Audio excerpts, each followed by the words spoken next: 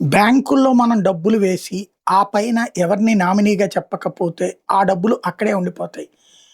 లేదా మనకు సంబంధించిన బంధువులకో, మన కుటుంబ సభ్యులకి ఎవరికైనా చెప్తే, వాళ్ళు ఏ డెత్ సర్టిఫికేట్ తీసుకొని, సక్సెస్ సర్టిఫికేట్ తీసుకెళ్ళి బ్యాంక్‌లో ఇచ్చి తీసుకోవచ్చు డైరెక్ట్‌గా.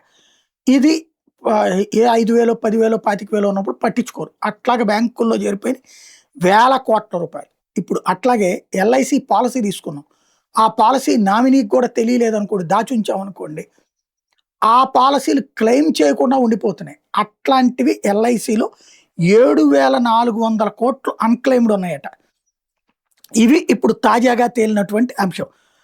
అంటే ఇందులో పాలిసీదారు లేదా నామినీలకి చెల్లించాల్సినయి 5,564,00,00,000.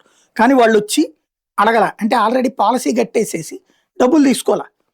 పాలిసీ టైం అయిపోయాక, టర్మ్ అయిపోయాక తీసేసుకోవచ్చు. అట్లా తీసుకోకుండా ఉండిపోయినాయి గానీ, అట్లాగే చనిపోతే నామినీలు క్లెయిమ్ చేయకపోవడం వల్ల గానీ 5,564,00,00,000 ఉన్నాయట.